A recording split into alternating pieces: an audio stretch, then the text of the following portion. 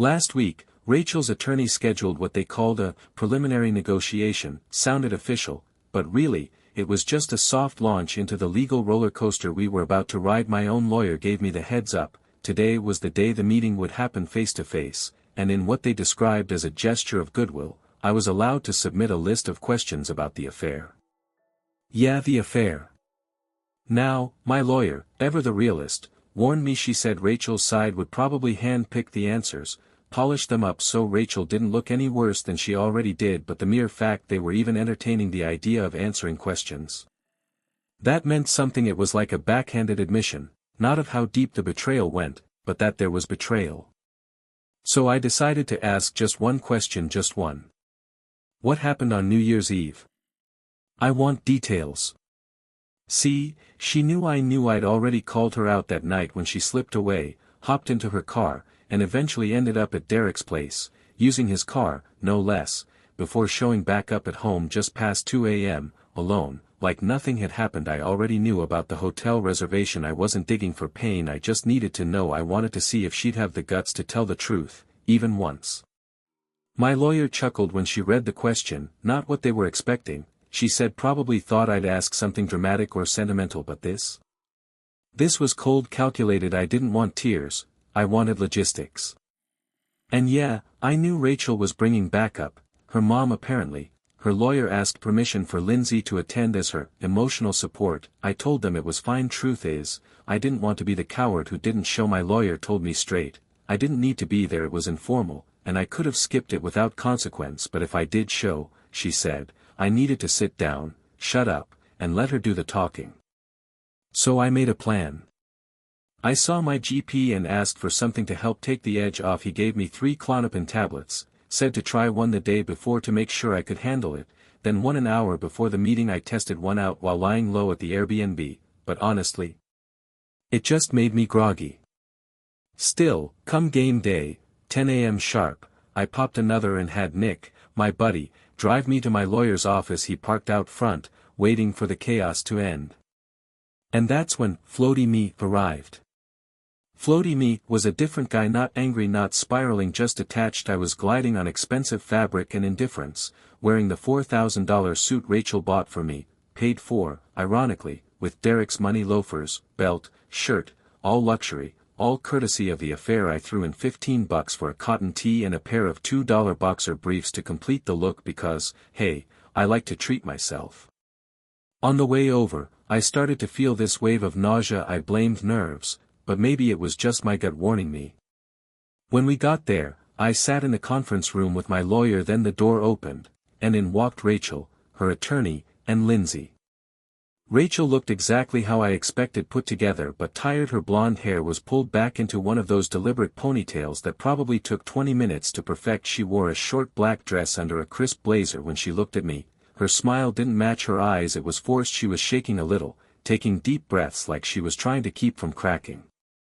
Lindsay was all sunshine and summer dresses, her makeup done, hair brushed to perfection. She looked like she'd been coached or pampered, or maybe Rachel had done it for her. She smiled at me, genuinely, and even reached out like she wanted to hug me, but stopped herself. Realized I wasn't family anymore. I gave her a little wave, just enough. Then the show started. Rachel's lawyer said they had an offer, pulled out a neatly folded paper like it was a peace treaty, and began reading. Rachel would reimburse the $15,000 she pulled from our joint emergency fund back in 2020 to float her business, without telling me, of course. She'd also cover all my legal fees from now until the end of the so-called reconciliation period.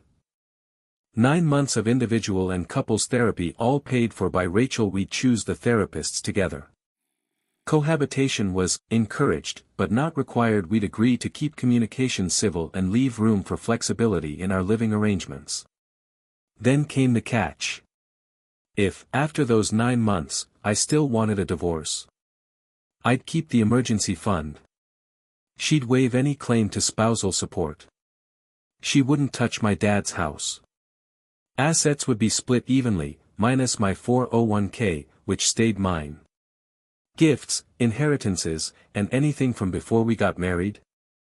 Untouchable. We'd both sign a non-disparagement agreement, no trash talking in public, private, or online. Yeah, too late for that one. I mean, maybe if I scrubbed the internet clean and used fake names. Oh wait, I already did. And finally, we'd go forward with a no-fault divorce mutually agreed upon. Right, like that was ever gonna happen. Floaty me just sat there, listening to the terms like they were lines in a play I didn't audition for. Then Rachel's lawyer handed me a sealed envelope, her answer to my one question. I took it, nodded, and slipped it into my pocket without reading it. Not yet. My lawyer said we'd consider the offer and get back to them, but first, she had a few questions that needed answers. Rachel's lawyer beat her to the punch and asked one of his own. Why did you feel the need to put a GPS tracker on Rachel's car? That. I told them the voice-activated recorder had been removed once I had the evidence I needed, but the GPS. That stayed. It was for the private investigator, and I hadn't had a chance to remove it. Battery's probably dead now, and the subscription lapsed anyway. I guess someone got clever and decided to inspect Rachel's car. And so the unraveling began. My lawyer leaned forward and cut in before things could spiral. She reminded the room that the car in question was jointly owned and that I, not Rachel, was the one paying the lion's share of the note. She made it clear I had every legal right to be concerned about my wife's increasingly erratic behavior, and more importantly, that any and all evidence we gathered, every scrap, was collected within the boundaries of the law. Rachel's lawyer gave a reluctant nod. Understood, he said, lips tight. Then, turning his attention to me, he shifted the chessboard. He asked why I had informed Lindsay's husband about her involvement in the affair. How did I know Lindsay had a hand in it? He said he'd like to hear it from me personally. Fortunately, my lawyer and I had rehearsed this moment, so I kept my voice steady and my face neutral. I told them Rachel had always leaned on Lindsay for support. That wasn't new, but when I noticed Lindsay's demeanor shifting, her sideways glances, her nervous energy, I put the puzzle pieces together. I didn't have to follow her. She brought the scent of guilt into the room with her. Rachel's lawyer gave a small nod, like he was checking a box labeled clearly rehearsed, but fine. Then came their first big play. We anticipated your request for financial disclosures, Rachel's attorney said. Reaching into his briefcase, he pulled out a folder and slid it across the table. My lawyer picked it up, flipped through the pages, and said, "Good, then you won't be surprised by this." She reached into her own case and placed a folder on the table, clean, deliberate. "We're aware that Rachel had a Visa Infinite card billed to Derek's business, the wedding venue." The silence was sharp enough to cut glass. Rachel froze, her body stiffened, eyes wide. She didn't blink, just sat there, still as a photograph. Lindsay's head jerked sideways, mouth slightly open, eyes locked on her daughter. Rachel's lawyer cleared his throat loudly, then blinked 700 times like he was trying to turn back time. My lawyer opened the folder and began reading hotel charges, specific dates, specific amounts, and how they matched perfectly with Derek's name in Rachel's appointment book. Rachel began to tremble. She opened her mouth, closed it, opened it again. She was stammering now, trying to form sentences that wouldn't indict her soul. Her lawyer placed a hand between them, palm outward.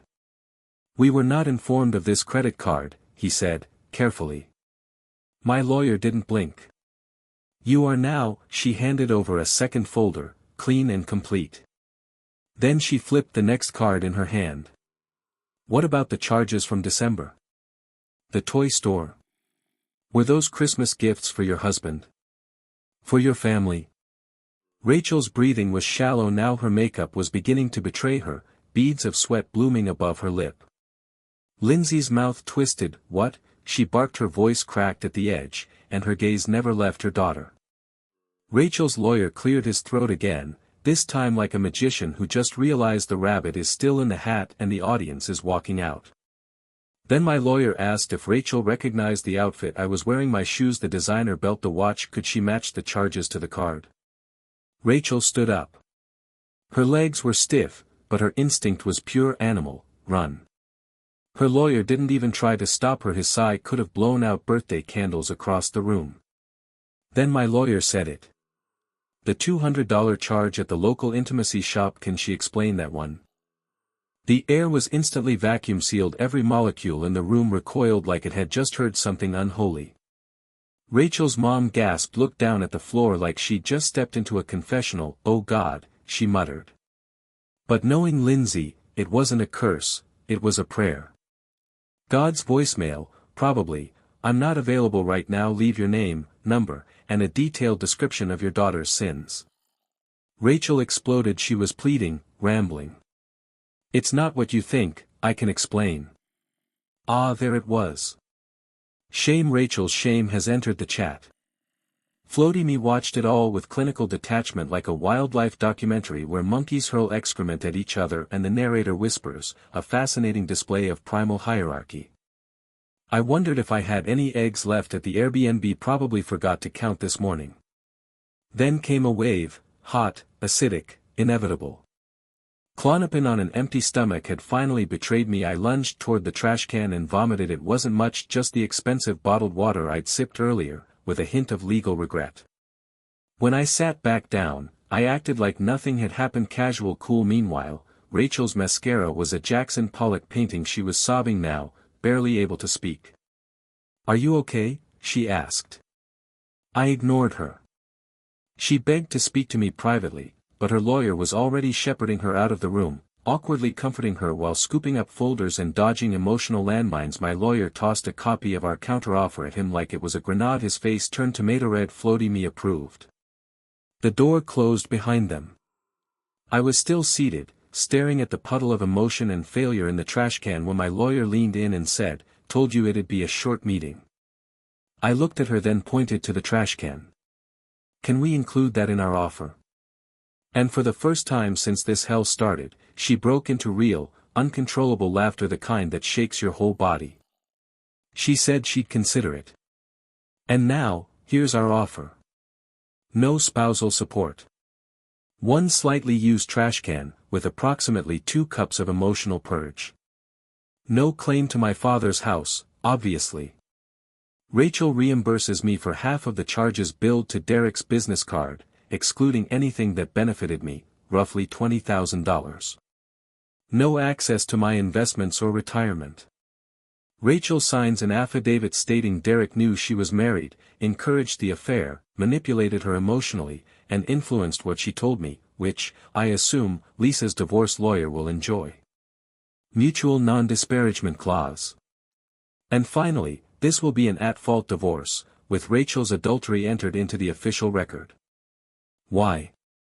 Because Rachel didn't just cheat, she engineered a fantasy using another man's money. She created a life I didn't consent to, a lie funded by betrayal. She bought me gifts, paid our bills, covered her tracks with the illusion of generosity, when all the while, she was financing the affair with his wallet. That money? It wasn't just deception, it was a weapon, emotional fraud, a performance designed to keep me blind and make her look like the perfect wife.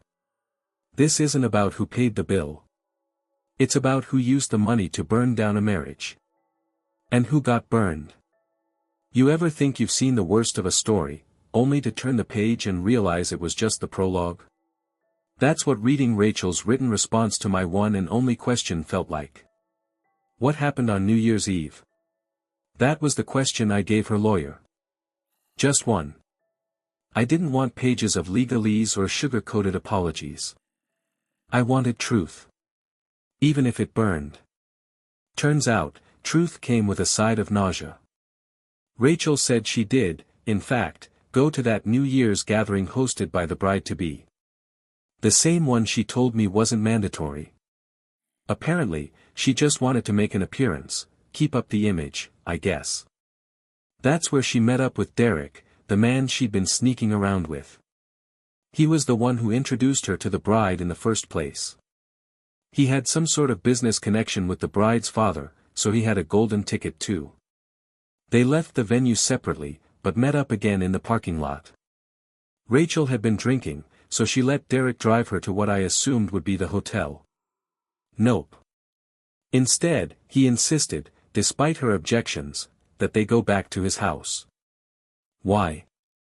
Because he needed to check in with his wife via video call at midnight. I guess that was his version of being a good husband, calling home before stepping out of bounds. Rachel says she went along with it. Claimed she didn't want to cause a scene. And then, in what I can only describe as the most tone-deaf version of romance I've ever heard, she says they were physically close in his marital bed. She didn't hold back either, called it underwhelming. Her words, not mine. After that, she drove him back to the event space, which by then was empty, and then headed home herself. And here's the kicker, no hotel was involved. Just a detour through bad decisions and broken trust. So yeah, not what I expected. But somehow, still worse than I imagined. Was it the truth? I don't know. These days, Rachel could tell me the ocean is wet and I'd probably still need to double-check. My trust in her has been ground down to powder. I slid the letter back to my lawyer and said she could pass it along to Lisa's team, Lisa being Derek's wife, if they thought it would help in her case. I don't know the rules around that, but at this point, I've stopped trying to protect anyone but myself. Right now, everything's in limbo. They're sitting with our offer, deciding how to respond. And me? I'm trying not to let it consume me. Fast forward a few days. I was at the Airbnb Sunday evening, just reading and trying to pretend life was normal, when my phone rang. It was my dad, calling from Florida. He told me our old neighbors had reached out to him. Thought there was an electrical fire at our old house. But it wasn't a fire, it was Rachel, burning things in the backyard grill. You heard me right. I immediately called Lindsay, Rachel's mom. She thought Rachel was in her room. Said they'd all been keeping to themselves lately and hadn't noticed her slip out. I told her Rachel was at the old house setting fire to something. She said she'd head over.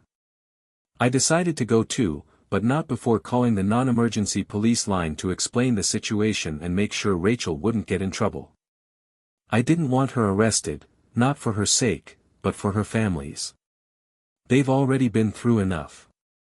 The locks on the house hadn't been changed after the eviction. That was on me. Or on my dad. Turns out we both thought the other one would handle it. I've fixed that now, personally. When I arrived, the smell hit me like a wall. Sharp, chemical, unnatural. It wasn't hard to understand why people thought something was seriously wrong. I grabbed the fire extinguisher from under the kitchen sink and ran out back. There she was, Rachel, just staring into the flames like they were telling her a story. She looked shocked when she saw me, like she had summoned me without meaning to. She'd been tossing all kinds of things into the fire. Designer clothes, handbags, makeup, fragrance bottles, and even some lacy items that probably had price tags as long as receipts from a luxury store. She was purging everything he had touched. The scent in the air was unreal, like a mix of burnt tires and a department store perfume counter. Not exactly the campfire vibe you want. I pulled her around the side of the house to get her away from the smoke. Asked her what on earth she was thinking. That moment, it hit me, we hadn't been alone together since the day she got served. She looked wrecked. No makeup, dark circles, hair thrown up in a big plastic clip. She was wearing sweatpants from a budget store. The kind of look that screams, I give up. She stepped forward and hugged me, and I just stood there. Arms at my side. Not angry, just numb. She said she was trying to clean house. That she wanted to get rid of everything that reminded her of Derek. I told her that trying to torch the past wasn't going to rebuild the future. Not with me. She asked me what she could do to fix it. Said she'd do anything. But here's the thing, when someone crushes something you built together, they don't get to hand you the pieces and say, fix it. That's not how it works. I told her she'd sacrificed our relationship for her business. The least she could do now was make that business succeed. Otherwise, what was all this destruction even for? Did she hear me? I'm not sure. But I hope, deep down, I got through. And if not, well. At least I've changed the locks. She kept apologizing. Over and over again. Her voice cracked, her eyes wouldn't hold still, pleading, desperate, like if she said the right combination of words, she could rewind the entire universe and start from before the damage. She promised she'd fix everything. She said I wouldn't have to lift a finger. That she'd carry the weight. Do all the work. Make our marriage whole again. I just nodded. Said things like, maybe, or, we'll see, or, I don't know about that, just to keep her from spiraling further. I didn't have the strength to push her away, but I sure as hell wasn't inviting her back in. I've had my fill of chaos. Her dad and mom showed up shortly after. And for the next half hour, we all shared a wonderfully awkward conversation about fire safety and backyard boundaries. Apparently, her dad had recently found some financial statements and started asking questions. Her mom came clean about knowing what Rachel was doing with Derek. The affair, the spending, all of it. The two of them fought. Now nobody in that house is speaking to each other. Not my circus. Not my flames. I told Rachel there was something she could do, though. She could help the one person whose life she truly upended, Derek's wife, Lisa. I asked her to sign a statement. Tell the truth. Put her side on record. She agreed without hesitation. Her dad offered to pay for the ruined grill and any cleanup. I thanked him, told him it was generous. But in my head, I was thinking, yeah, you probably should. A couple of officers showed up. Said the grill was a total loss and politely suggested we disband our little midnight meltdown. Rachel and her parents packed up and left. She kept swearing she'd make it right. I just told her not to light anything else on fire and to go back to work. I spent the next hour spraying everything down. Apparently, the chemicals in the fire extinguisher can corrode metal. Because of course they can. I gathered up what was left of Rachel's backyard purge, handbags, shoes, lacy regrets, and dropped them off at an after-hours thrift store donation bin. So if you see someone walking down the street with a designer purse and a questionable outfit, just know, I tried to contribute to society that night. A few days later, my lawyer reached out. Said Rachel's salon had started doing really well late last summer. She turned a profit. Meaning she could now afford all the wellness support she could get. And hopefully, she would. I didn't plan to update anyone so soon. But I also didn't expect Rachel to go full dollar store media either. So. Here we are. That Friday, I went out with Chris and Jake. We pre-gamed at Chris's place. His wife, 5 months pregnant and not in the mood for nonsense, decided I needed a wardrobe adjustment before I hit the town. She also took my phone and told me I wouldn't get it back until morning. I didn't argue. We ended up at a place that couldn't decide if it was a bar or a club. EDM pulsed through the speakers while ESPN played silently over the bar. The bartender seemed relieved when we ordered something simple, bourbon and beer instead of neon science experiments. Strangest thing. There were way more women than men. Is that normal now? A girl, probably mid-20s, walked up and asked if I was from Nashville. Said I looked like an architect she met at a conference. I told her the only thing I know how to build is my own destruction. She laughed. I told her I was a developer, software, not real estate. We chatted for a bit. She asked for my number. I told her I didn't have my phone. She handed me a napkin with hers on it before leaving with her friends. I felt weird taking it. I had no intention of calling her.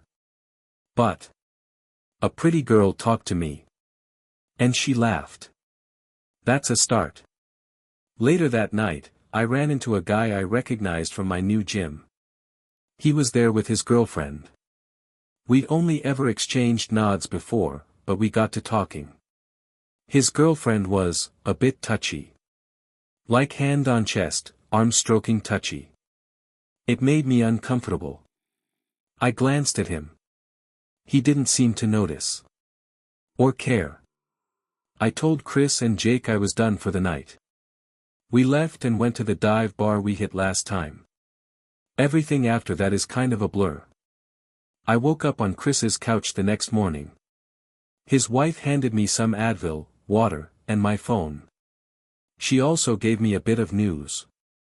Rachel had been telling people everything. Apparently, she started coming clean about the affair. Told friends and family it was with an older man. Said she regretted it deeply. Didn't mention the financial angle. Just framed it as a typical affair. Still holding out hope we'll reconcile. Asked everyone to pray for us. Sounds like she found religion. I'm guessing the Lord didn't see her coming either. Chris's wife said Rachel's seeing a psychiatrist. And she started listening to audiobooks on repairing relationships. Her mom confirmed it, said Rachel's doing the long commute to the salon every day now. That she's up, active, no longer curled in bed crying. Honestly, that's good. But I hate the idea of her holding on to hope that isn't there. Apparently, she found a new divorce attorney. One she's paying for herself. And negotiations should resume soon. I guess this is the boring part of the story. The stretch where nothing explodes and everyone just starts cleaning up. Rachel's mom said she's been reading every relationship book her church counselor recommended. Titles like How to Help Your Spouse Heal from Your Affair, Surviving Infidelity, and Not Just Friends. She's going to Sunday and Wednesday services. She also told her side of the story to her family and friends. Owned up to the affair. Didn't claim coercion. Didn't deny it. But also didn't reveal the full truth. She painted it as something it wasn't. Less transactional. More romantic tragedy. Meanwhile, I had Jake and his wife do me a favor. Went through my old house. Collected every photo of me and Rachel. Every little thing that used to feel warm. Boxed it up and dropped it at her parents' place. That triggered another wave of texts from Rachel. She couldn't understand why I'd want to erase those memories. Said it felt like I was punishing her. Said it hurt. Of course it hurts. But I'm not doing this to hurt her. I'm doing this because I can't keep stepping on shattered glass hoping it will feel like carpet again. For the record, I don't talk to her mom about how I feel. I keep it surface level. She does most of the talking now anyway. Fills the silence with stories and judgment and, oddly enough, plant facts. April's apparently a busy time for crazy plant ladies. And she's leaning into the role with full conviction. I get it. We all need something to care for while our lives grow back roots.